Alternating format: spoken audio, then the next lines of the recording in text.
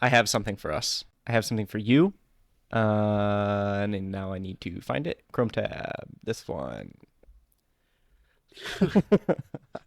I just, I just, I just wanted to ask to start the show, which JD Vance are you? And if you're not watching on YouTube, I urge you reconsider. Well, there are a lot of JD Vances to pick from, at least on this image. I'm gonna go with Kirby Vance in the bottom right. That's my favorite little Kirby looking guy there. Though the Or Furby, Furby Vance rather. Yeah, the Furby. yeah. I I mean, do the like pink one it. kind of looks like Kirby too, just like the big pink head. So it could be either. Yeah, it could be either. I think I'm gonna go with this weird bottom, like middle here, this tiny pink face with the seemingly curly perm. Our country is united by the love of editing JD Vance's face. They're so excellent. It is unbelievable, and it makes me laugh every time. How many Shrek movies have you seen? This is an important question, but I need to know. All four. Yeah, four. I You know mean, the if one you with the don't little count, guy? Yeah, sure. The one with the little guy, like that one on the right there is. Where he walks in and he goes, "Do the roar." Yeah. Yeah. Like that one might actually be the real JD. If I had to pick which It's one is very most likely the possible. real one, it's that one. Hillbilly Elegy or whatever the fuck that book was Yeah. called was about his acting Yeah. career in Shrek. Ah, that's true. Yeah. I just wanted to get that out of the way so I knew what vibe we were going into this podcast with. Sure, of course. Anyway, other than JD Vance, well, you got called JD Vance once. We don't have to bring that Oh, up. I forgot about that. Come on. Sorry, I was having such a nice Oh, day. you know what we should do? We should repost that meme, but sneak my normal face in there somewhere, and then just see if people react to it, or maybe put it through some other. You want to be the little guy? Yeah, well, I'm saying maybe they'll be like, oh yeah, that's just another JD Vance face. If I look that much like him. That's so true. Excellent. Love it so much. Welcome to Who Asked. Welcome the back. podcast nobody asked for, fewer people love. I'm Aiden. This is my second favorite co-host. Damn, Randall Brown. Well, How we Luke doing? came on the show. Yeah, whatever. Luke was That's on the fine. show. What do you want me Yeah. to do? What do you want me to do? I'm not going to argue. That's fine. I get it. I thought we'd actually introduce ourselves this time. That's a great idea. Yeah. Set things off back on the right foot. We're back in our regular studios here. That's true. Yep. I got and it's the good to be camera that you got me for Christmas set up. I got the new setup going. We're looking Yeah, good. let us know how handsome Randall looks. Yeah. And don't tell me I look like JD Vance. or do if Or he's do. looking particularly fancy today. Yeah, right. Anyway, we have a doozy for you.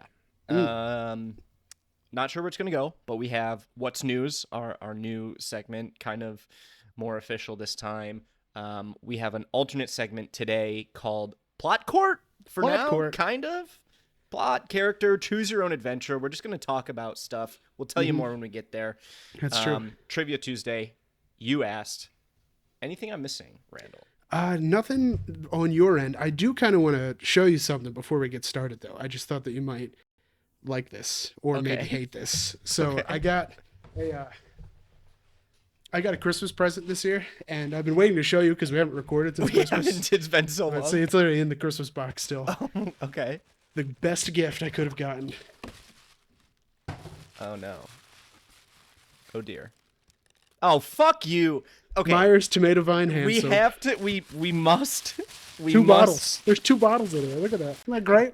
It sounds awful. Sorry. Maybe we can cut that. There's 2 bottles in here. Okay. It's like I don't want to support Dr. Myers selling this fucking dog shit of a soap, I do. but I feel that people listening have to buy it to understand how garbage this fucking tomato vine soap smells. It's not that it's garbage. It's just it smells so accurately like tomato vine. It's like you stuck your hands into the dirt and then Yes. just put them up into your face. Smells like dirt. It's so good. It's It makes I love me it. actively angry. Randall famously, when we talked about tomatoes, mate, was this like after our first ever episode of this Yeah, I podcast? think so. Yeah, something like that. It might have been after the first episode. I went to Amazon and I bought 3 bottles of this fucking soap because he said it was good. Right. And I have a data point that's not me because Kelsey used it and also was like, "This stinks."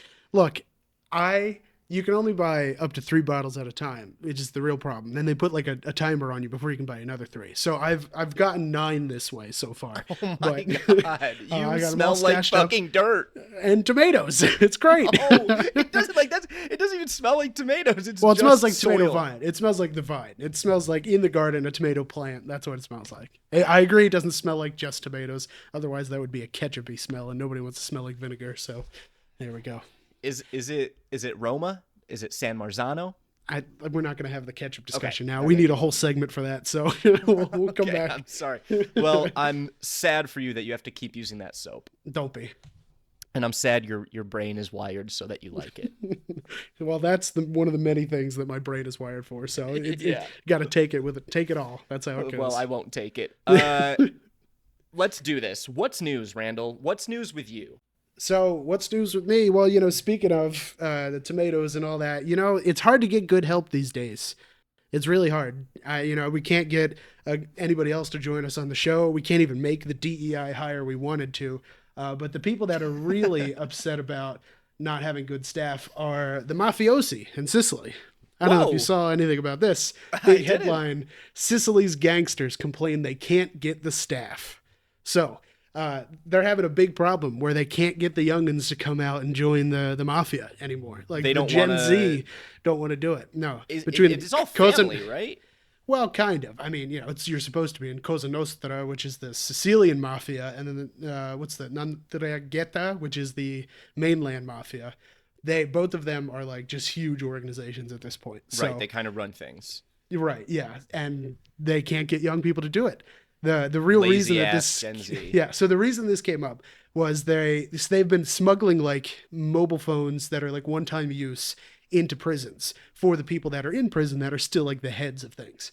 And they smuggled a phone in to this mob boss so he could watch a live stream of somebody getting a beating that he ordered. and in it, there were like these network connection problems, and he was like, we can't get good kids anymore these days. And then he used to say, we try him, he doesn't work. We try him, and then he went off and named like 8 different people that they didn't know were involved in the mafia. But the Sicilian police were listening in, so this guy went off and name dropped all these people. Did everything they were looking for. Right? Yeah, just because he was complaining that they couldn't get good help. So. I feel for him. It's hard to get good people these days. The problem with our workforce now is that kids are lazy. That's true. And, even the bosses are. I mean, nobody wants to talk about the fact that guy just ordered a hit remotely. He had a remote. You fucking woke king. He's a remote worker. Remote he is. And nobody wants to office who? Nobody wants to go back to office these days. Not even the mom, Not even the fucking Don. He can't go. He can't be bothered. Yeah. So, well, he would never do it himself, but he can't even go order it himself and then watch from afar. He had to literally had it live streamed to him. So that is sickening. It is sickening. People got to get better. Do you think there's like blind mob boss? Have you ever seen those videos of like blind soccer fans, and then they have a caretaker who is like mimicking what's happening on the field on their hand or with their hands or something? And they like explain who gets the ball and all that. Yeah. Yeah. Do you think they have like dons who have disabilities, or can you not? Well, not to bring up DEI again, but can you not have a disability to be a don? Once again, we're back to the disability DEI. Whatever. It's all okay. Here we go. Whatever. Well, they don't have the ADA, so that's one thing. Fucking true. Walking in Italy is hell. I just don't think that you would get that far. I just think you're an easy target at that point. And if the family's out to get you, maybe, yeah. And it's a dog eat dog world, and they like they got the meatballs in their pockets, so it's gonna be. It's so I don't think so. No, I don't think that it's because you need to like portray strength, and I know that's very ableist of me, but I forgot. Yeah, people in wheelchairs and deaf and blind can't be strong. Okay, noted. It's not I'll take it's that just, away. They're just so old fashioned and like they're it's not like they're good people. So you gotta put your eyes in the minds of them sometimes. Yeah, have you ever seen the Brooklyn Nine-Nine episode when Jake Peralta infiltrates the mafia and No. they love him and then they break it up. It's a good one. You should watch it. It's a shame. No, but yeah, it's no, really good. you got to think like the mafia, and then you beat the mafia. If I've said this on the show before, whatever, cut it. But do you remember when I was in Sicily? Yes. I was in Palermo, and then we went out and we got to do this project where we would go to a vineyard and help the farmers or the people in the vineyard work there. And they always brought in students from like exchange programs or like high schools or nearby whatever in Sicily, just because if there were kids there, the mafia wouldn't attack the state workers that were on the vineyard. So, we were like the bullet shield, for them. It was a good for the workers in the field. Right, exactly that. Yeah. Because that's what they would say. They'd say, if it was just us, the mafia would come and try and take it back. But since there's kids in the way, they live by a code, they live by the old fashioned kind of. Hey, better than some of the people in the States. They actively shoot kids. Right, exactly. So who's better? Shout out my Italian kings, my remote working Italian That's all kings. I'm saying. Except the Gen Zs who won't join the fucking mafia. I mean, but think about how far you can go up the ladder. Oh yeah, absolutely. I mean, Would you do the it? limit. Would I join the mob? Yeah. Are you allowed to say? No. Okay. I thought of every possible outcome, but I'm going with no. I don't think I'd handle it well, frankly. Yeah. Yeah. Well, the other thing was when I was in the fields working with them, I was like trying out my Sicilian, my dialect and all that. And then one of the guys, when I first met him, one of the guys looks at me and he goes, oh, and he goes, Giuseppe, hey, Antonio. And he's telling, vieni qua, vieni. And he's telling him to come over. And he's like, look, he looks just like, what's his name? He looks like, I forget what the name was. But Tony doesn't he Tappers. Yeah, he looks like Gaetano. He looks like the guy. And I'm like, who are you talking about? And they're like, and then they took pictures with me and like sent it to their friends. And I was like, man, I'm right at home. You could have had your own like Bert Kreischer who sucks, but his like machine story. You could have just the been Russia that. one, right? Yeah. That would have been way better though. It would have been I think. so bad, so much fucking better. Oh my god. Yeah. That's excellent. Well, so that's my what news? What's news? They can't get the workers, so they can't get workers in the mafia. I love that. So what do you got? Mine What's you news definitely with you? have. Mine you definitely have heard about. Okay. My news. Fact checking Trump's address to Congress. Mm-hmm. Sure. Just a couple of things here for you that I want to get your thoughts on. Doge, like, are we calling it Doge? Yeah. The department, that was the purpose of it, right? Yeah. Doge and transgender mice. Trump claimed on Tuesday that the Department of Government Efficiency identified government spending of $8 million for making mice transgender. This claim needs context. And here's the context. The morning after Trump's speech, the White House provided a list of $8.3 million in federal grants to health studies that involve mice receiving treatments that can be used in gender-affirming healthcare. The White House list made clear what Trump in the speech did not. The studies were meant to figure out how these treatments might affect the health of humans who take them, not for the purpose of making mice transgender. I mean, look, we've already turned the frogs gay. Let's turn the rats trans, okay? Let's do it. Let's put the money there. I'm game. And I saw the other thing was like, I did actually hear about that part, and they said that it turned the rats like transgenic or something like that. Like it's a scientific word that means something that I don't know, but they saw transgenic and they were like, bam, the end. Like that's it. Like we got to not only tell the world about this, we have to also spend, or take the money away. So it's transgenic refers to an organism that has had its DNA altered by introducing foreign DNA from another species. Yes, that's not even like that. That's not even transgender. That's my point. Was that monkey into rat? It's something they don't understand, and they just threw in. So you thought this government understood anything? They don't understand. Are people just finding out that our government gives money to things that tell us stuff about the way life works? Maybe, Are we all just figuring that out? It's all those 20-year-olds who did Control F trans and then looked for things and they're just hitting delete on the funding. So it does, Me and my search history. Yeah. Did you, you probably didn't see this one. So, Reuters, like the news thing. Yeah. So they own a legal database that a lot of people use called Thomson Reuters Westlaw.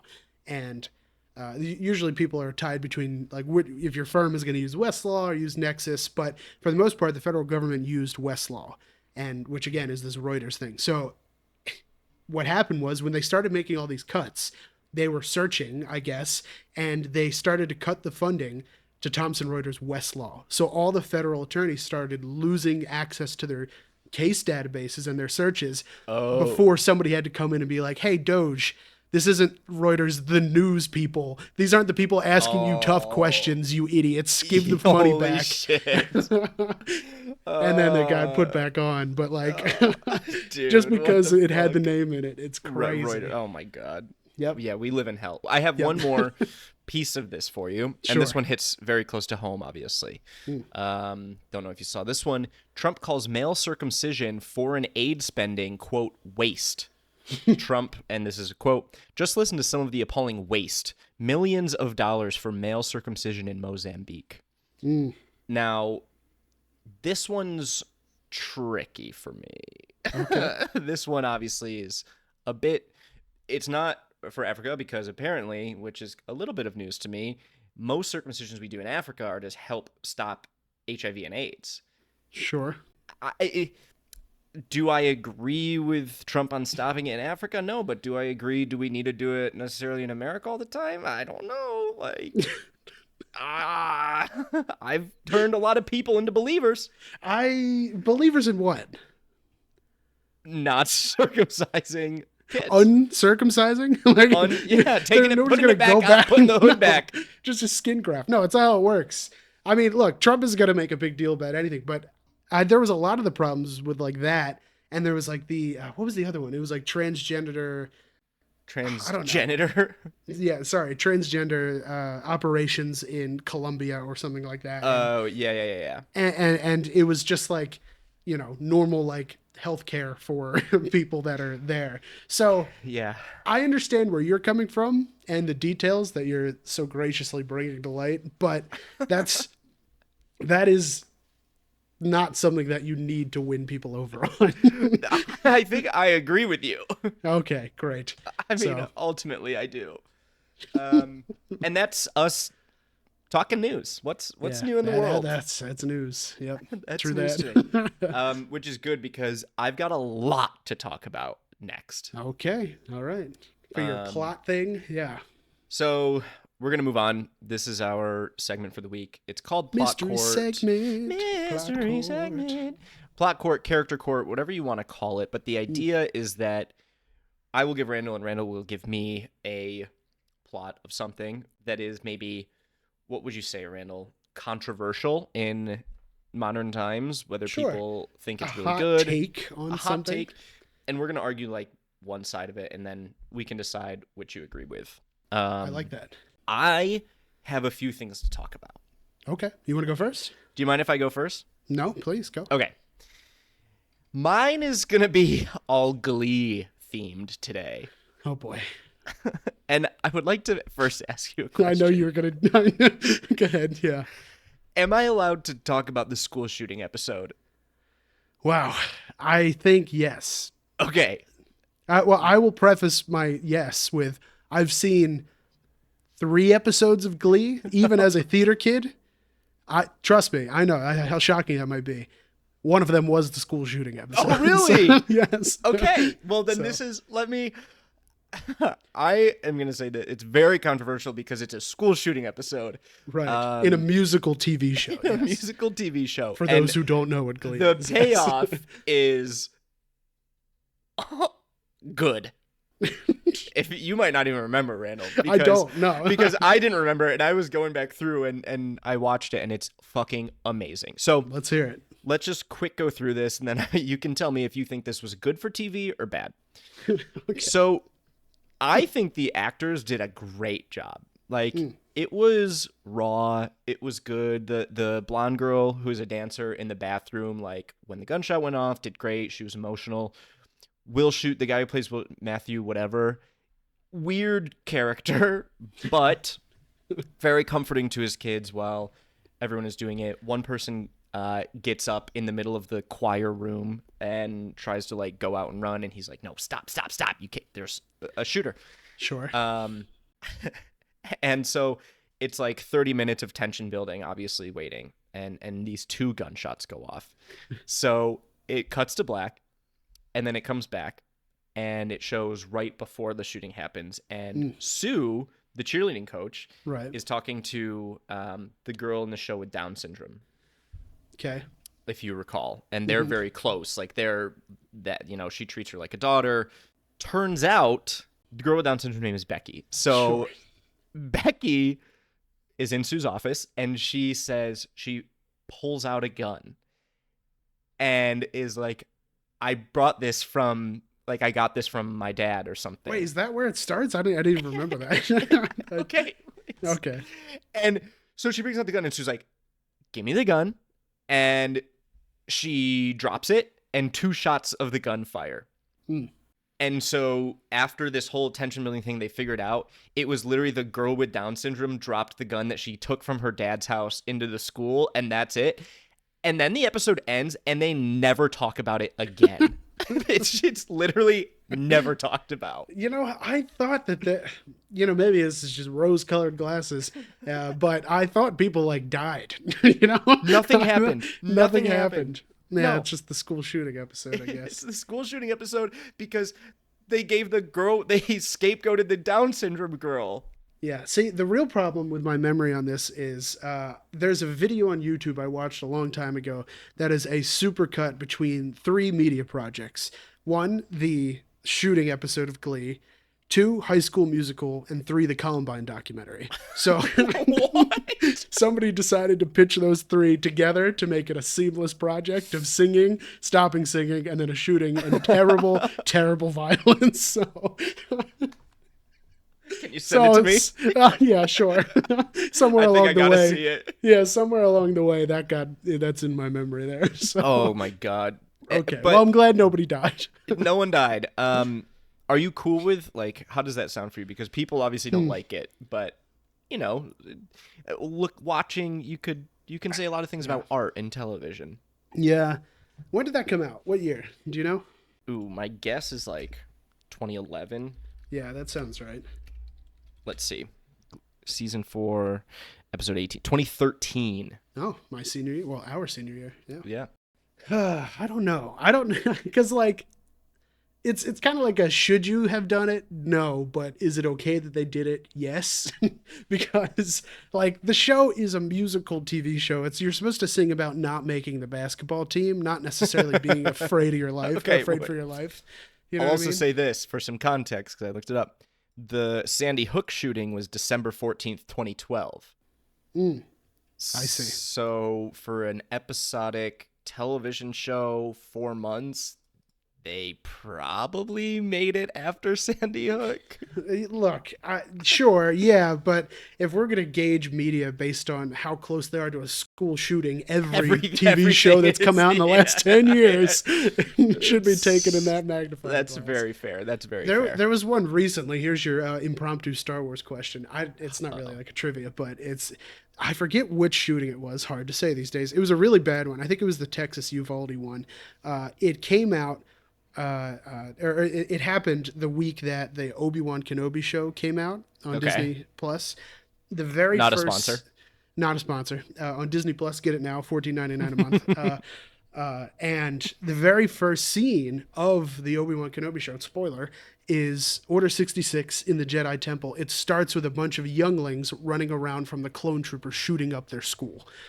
And this episode came out like 3 days after the Uvalde shooting. God. So they made it. Yeah, right. Yeah. Before. So you can just imagine being in the boardroom, right? And like, be like, I can't wait for our new show to come out. Oh no! Look at the new. So they put like a disclaimer in front of the episode. Yeah, it happened, of course. Just to be like, hey, give us one a week, maybe. So it's rough, Christ. But yeah. So like I said, you can't. It's a real high school problem, I guess, so kudos to them for tackling the issue. Yeah. Okay, well, that wasn't even my big one. Okay. I have a longer one. Okay. Sit back, buckle up. I'm ready. I'm going to talk about season 1, episode 4. Of Glee. Yep. Okay, so I think this is great television. Let's hear. People don't. Okay, there's an A plot and a B plot. We're going to go through both. So, there's Kurt. He's gay. He has a super straight Republican dad. Bah. It's Mike O'Malley. Shout out, Guts. Do you have it? Do you have it? Guts. Come on. Let's okay. Go. Sorry. His dad catches him doing the single ladies dance and is like, whoa, yeah. Okay. Finn, R.I.P., one of the people that died on Glee. If you don't remember, they all did. I do remember that, yeah. Convinces the football coach to let Kurt try out as the kicker, which apparently he's very good at for whatever reason. He makes the team. He's their kicker. Finn asks Shu to teach the whole football team the single ladies dance, and in a pivotal down where they need a touchdown, the whole team randomly just does the dance and they score. Then Kirk has to hit the kick to win the game.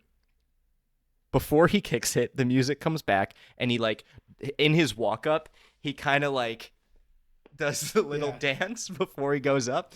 And he nails the kick, wins the game. Everyone's insane, going crazy. Then he tells his dad that he's gay after the football game. And his dad's like, yeah, dude, no shit, of course. But then he says, I still love you, blah, blah, blah. And it's a big happy ending that Ryan Murphy, the creator of Glee, said he didn't have when he was younger, so he wanted it to be an immediate wholesome thing and be like, the Republican straight dad actually loves his gay son.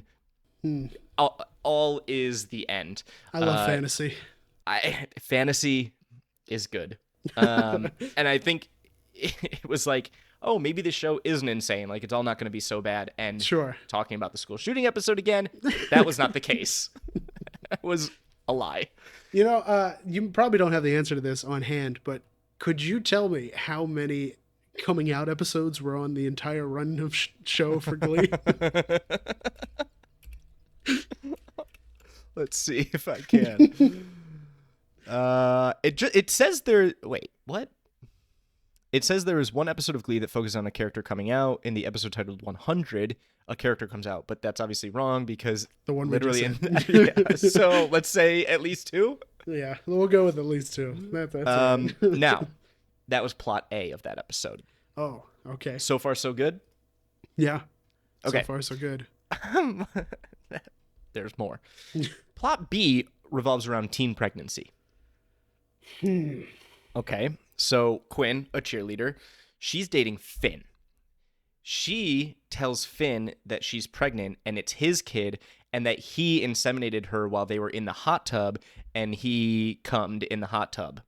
Oh, yeah, I remember the memes about that. Yeah, Do you remember this? Okay. Because high schoolers, would believe that. Yeah. Okay. Of course, yeah. She tells him that because she's actually cheating on him with Puck, also R.I.P. I don't know if he's dead or he just fucked kids. One of the two. Not sure. Wow, Jesus. Who actually got her pregnant. But she tells Puck that it's also Finn, but she knows it's Puck. Right.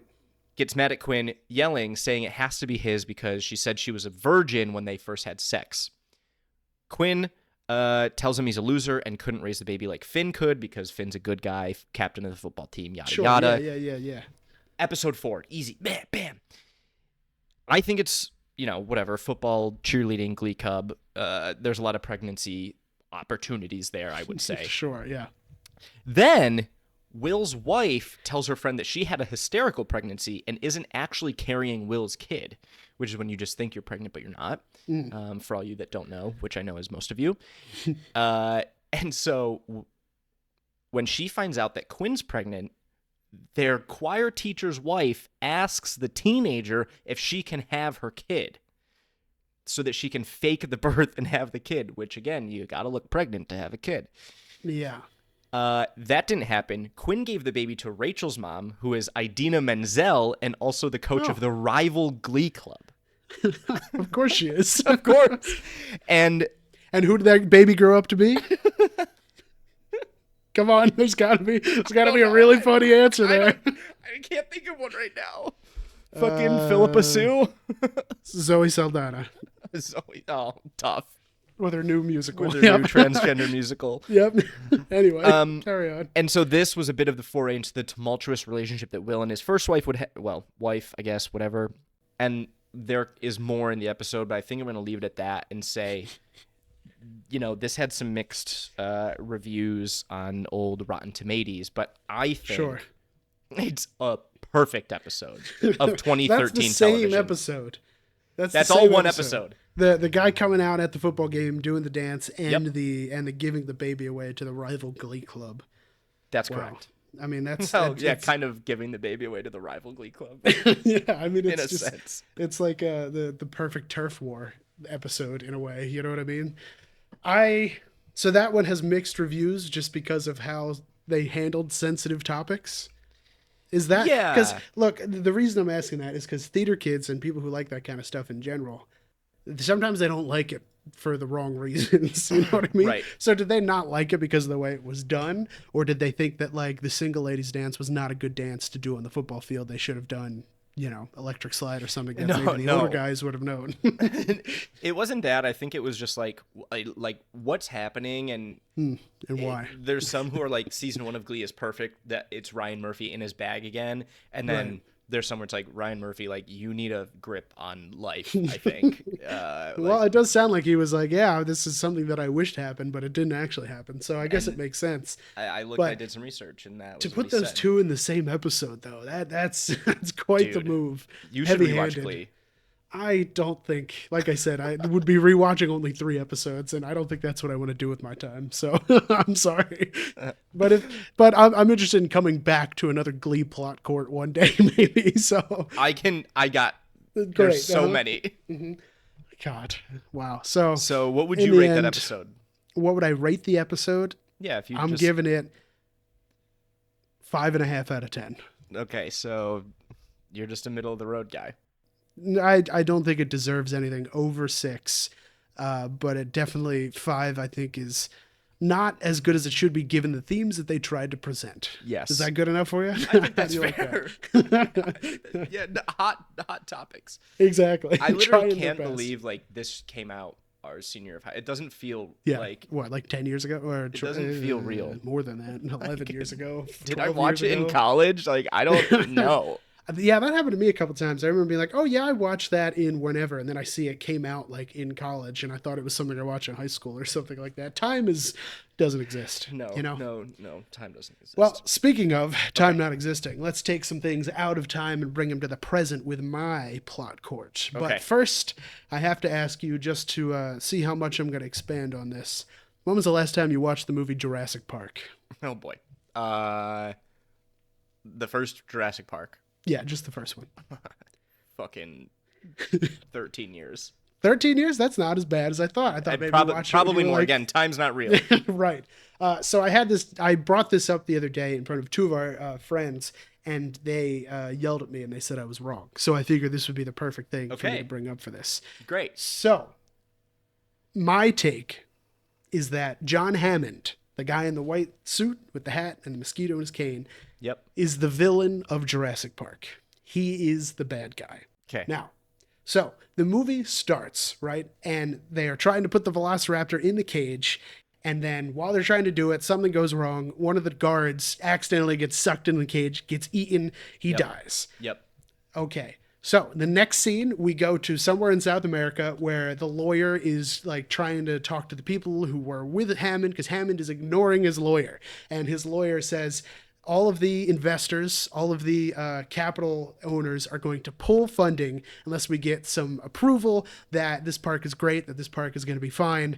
And if not that, the family of the guy who got eaten in the park is going to sue for billions of dollars. So they're in panic mode. They're in, capitalist overlord panic mode. We have to make this work. So they bring in our main characters, Alan Grant, Ellie Sattler, and then Ian Malcolm, Jeff Goldblum, of course. We got to have them. And they bring them out. Hot. And they bring them out over to the island where they start talking about all the things, all the money that they put into the project. But slowly, they keep putting in these little tidbits over time of like, well, he always says, spare no expense. That's his big thing. We spare no expense. But then, the first thing happens where they get out of the cars in the middle of the tour. And he says, I told you to put locks on the door and it was too expensive.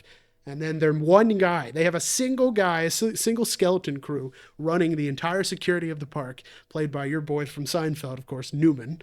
We got to love his character, Dennis Nedry. Nedry. He is so disgruntled and so underpaid that he's willing to resort to corporate sabotage, and which of course kicks off the whole thing. But My point being, John Hammond comes in and he says, "Oh yeah, I own the biggest zoo in Africa. We had every animal. I owned a flea circus when I was little, and I sold tickets to it. We just have to keep going. We have to keep going no matter what." And he brings them into that meeting in the boardroom, and that's when Jeff Goldblum says the line, "You were so preoccupied with whether or not you you didn't stop and think if you should." And then all of the experts come in and say, "No, this is bad idea. We don't endorse your park." Except for the lawyer, of course.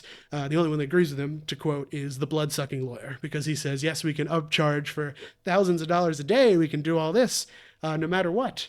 Let's see. I'm going to bring in some other quotes here before I go any further.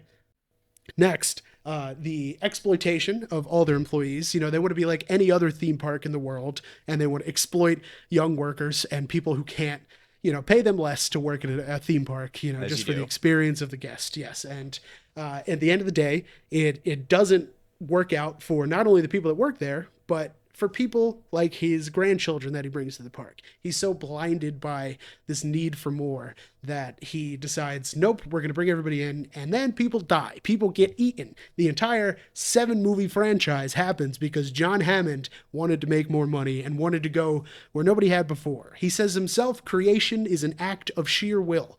Incorrect, John Hammond. You are bad. You're a bad person. Creation, say that again? Creation is an act of sheer will. As in, you could create it if you try hard enough. If you try. Or put enough money into it. It is the whole thing based about, like, the like, mosquito that he has or something? Yeah, there's a bunch of them. They find the DNA of dinosaurs in mosquitoes that got trapped in amber. And then they take the DNA, and then they replace the parts that are missing in the DNA with modern animals like frogs and other kinds of weird animals and things. And that is also the problem, is because they say, "Oh, we got full control of everything. Don't worry. They can't breed. They can't do anything." And of course, all the experts, like Ian Malcolm says, you can't control life. Life finds a way. And then they say, "Oh, don't worry. They're not going to breed. We have all female dinosaurs in the park. They can't breed." But then one of the genomes they used for the African bullfrog is one, believe it or not, they're turning the frogs gay. We're back. Those frogs are known to change their gender when they're in a single gender. Trans frogs. When they're in a single gender environment, they will change their gender so they can mate and breed. Believe it or not. Is that real? Yes, it is. Holy and shit.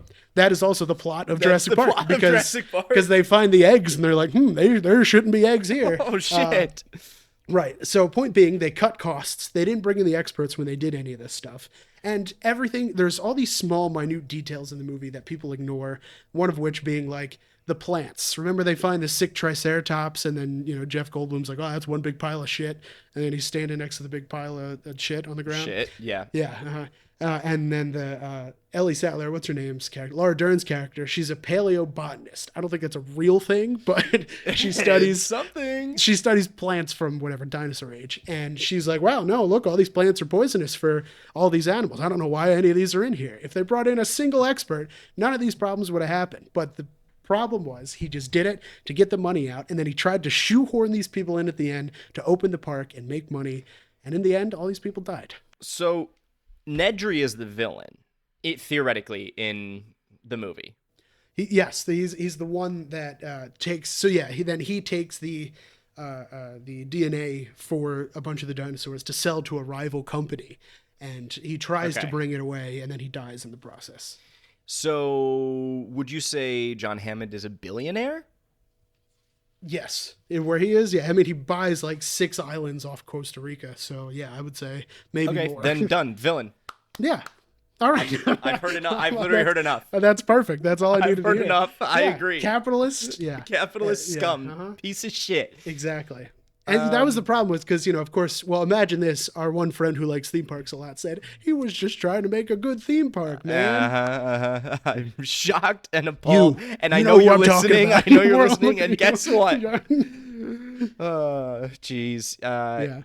Yeah, okay. So, that's easy. I think John Hammond's a piece of shit dog, a horrible person. And frankly, Nedry is probably good because he's trying to not create a monopoly of Jurassic Park and let competition exists. Right. And he says he needs more money. And, Hammond has some problems. He's like, well, you don't need more money. We don't talk about what happened. And I don't know what happened. They literally don't talk about it. But still, Nedry's, he's forced to commit this corporate sabotage because for whatever reason, John Hammond not only has one guy that he hates doing the job for the entire security in the park, but he only has him doing the entire security of the park. They could just have hired 3 other people. That seems like a big job. Yeah, exactly. They could have hired any other people to do this job.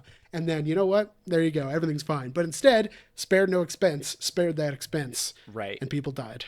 Well, and I think we can both agree that Chris Pratt is the real villain. Right, but that's for another day. Another day. I love that, and I learned a lot more about Jurassic Park than I thought I knew. It's a very anti-capitalist movie. Not a lot of people know that. People just go for the dinosaurs, but it's got good social commentary. It's surprising you're a social commentary guy, but I think you're a bigger dinosaur guy, so that's saying a lot. Yeah, but exactly. And then you heard that whole rant. So exactly. Yeah. I forgot one thing, which is interesting. For the next time you watch it, or anybody watches it, the theming is that John Hammond doesn't actually know what he's doing. Constantly, they put in all these subtle things, but one of the things Spielberg does, when John Hammond first arrives in one of the first scenes of the movies, he shows up to Alan Grant and Elle Sattler's dig site, and he shows up in the helicopter, blowing the dust all over their fossils and everything they're excavating. And then he comes in and then, he says, oh, come on, we're having champagne. They go into the trailer and he opens up and he's like looking around for the glasses for the champagne. He pops the champagne and then he just takes like whiskey glasses and he gives them whiskey glasses and fills the champagne in there. Meanwhile, hanging up on the shelf behind flutes? Our flutes, exactly. Our champagne flutes. It's just like these small things that Spielberg said he did to show that like he doesn't actually know what he's talking about. He's really inept. You just have to good commentary. It's good. I'm a big fan of that stuff. So maybe everyone has to go watch Jurassic Park and nobody has seen that movie before. No, so go out and watch they haven't watched it. Right. Excellent. Thank you. But that brings us to Trivia Tuesday. Yes, it does. We're nearing the end. We're both dog shit ass, and we went 0 for 2, each of us. 0 for 4. I think we can total say 0 for 4. It sounds worse. Yeah, it does. We went 0 for 4 total. So it's really good to be back. Yep, here we are, back in the hot seats. And I'm gonna lay one up to you real quick. You don't have to do that because it's when about you say women. That, oh, okay. I think I can do this. Okay. I love the WNBA. Very good. Okay. Uh-oh. my question for you, my handsome boy. Diana Taurasi recently announced her retirement from the WNBA. Not the question, but do you know what college she played for? UConn. Yes, very good. That was a total guess. I mean, can that be the question? No, it can't be. Man. Sorry. I don't even know who that is. I just guessed. Yeah, of course. It was like, of course. You had like 2 options: UConn or Notre Dame. Oh, okay. Or Tennessee, I guess. All right, go ahead. How many Olympic golds does she have? Ooh, okay. That's a good question. 3, 4, 5, or 6? 3, 4, 5, or 6, huh? Well, since I don't know the answer, I'm going to go and say 3. The answer, 6. Oh, wow. Good for her. That's great. Yeah, she is an absolute baller. She was in the NBA for 20 years, so she was in the Olympics like on early when she was very young. Is that the most for a woman in the Olympics? Yeah, I think the next highest is 3 or 4. And I think the most men have 3 or 4 as well. So she is literally Captain America. That's true. Well, she's Captain America. That's good to know too. And you know what? I don't care I got that one wrong because I'm glad I got the UConn thing. Yeah, you got the UConn right. I'm gonna ride that high. Yep, for a bit, that's fine. I'm really happy for you.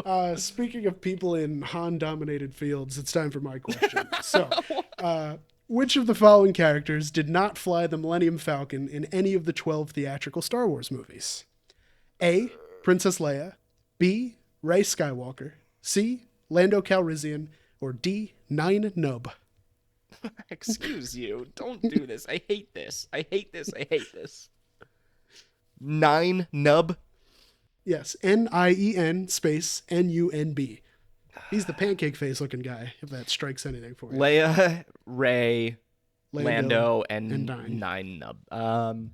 Leia, I can't remember if she did it in the sequels or not. I'm gonna fuck.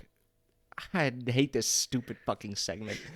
I'm gonna say Leia did not fly the Millennium Falcon. You're correct. Yeah!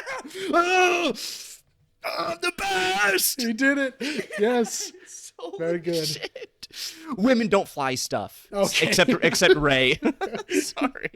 I'm sorry. I'm She's a passenger princess the entire all the movies. Yeah. She's always in the, if she's ever up in the cockpit, she's always in the passenger seat. She is a passenger she never princess. flies. Passenger Princess Leia. I mean, come on. Mm-hmm. Can you just Google 9nub for me just so you can see what he looks like real quick? Get up.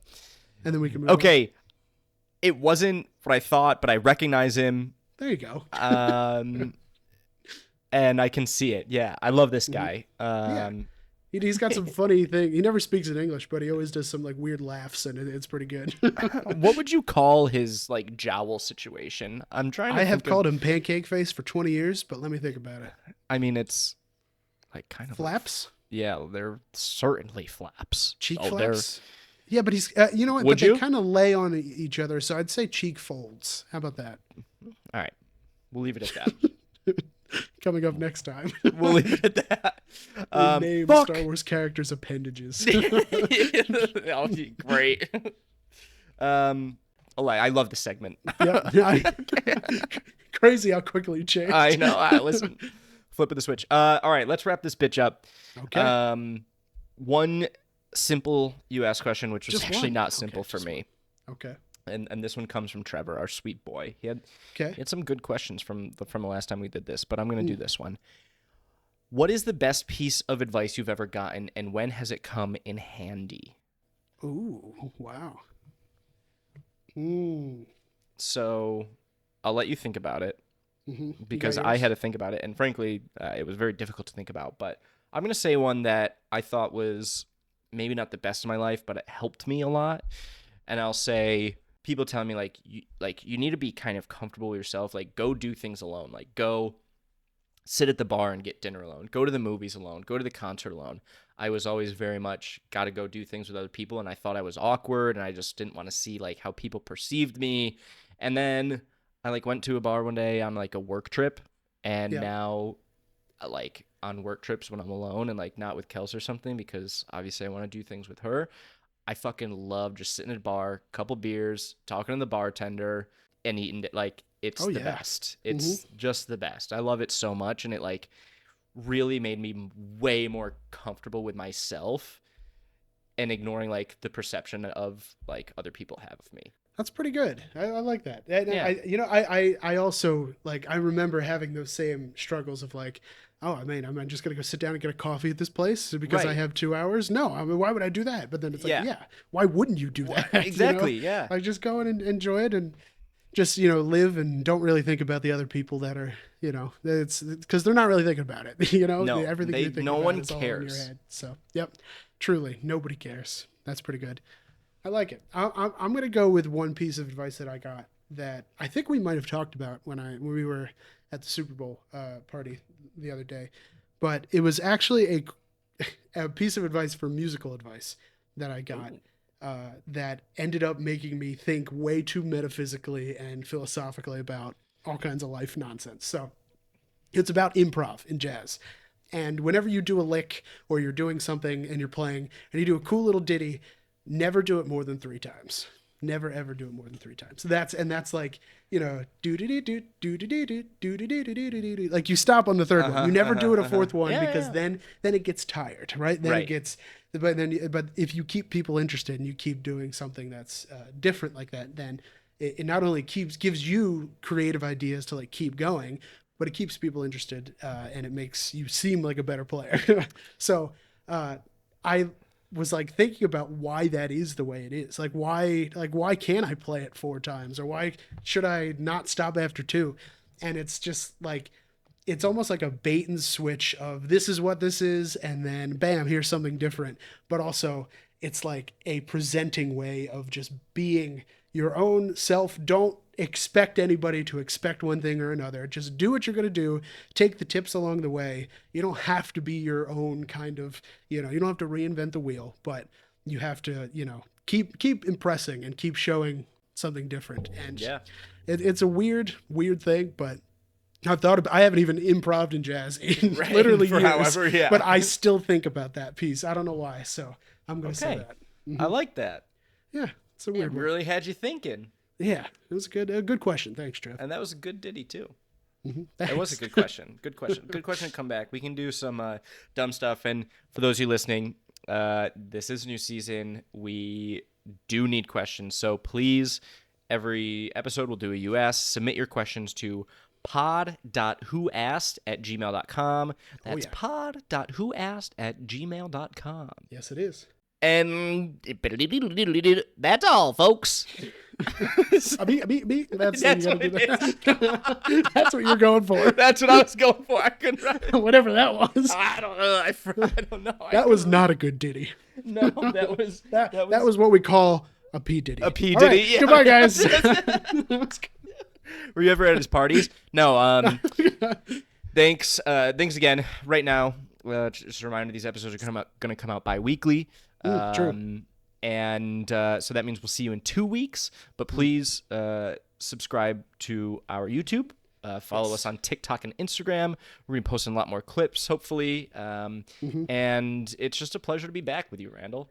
Hey, you know what? You too. And I'm going to say one thing to our fans: if you ever just want to comment, just to give us engagement, and just to like make it so the algorithms look at us, but you don't know what to say, just say, I think that guy kind of looks like JD Vance. Is that JD Vance? You don't need it. No one knows who you are. Just ask if it's JD Vance. Exactly. Just let it go. All right. That's JD Vance. I'm Aiden Russo. We'll see you next time.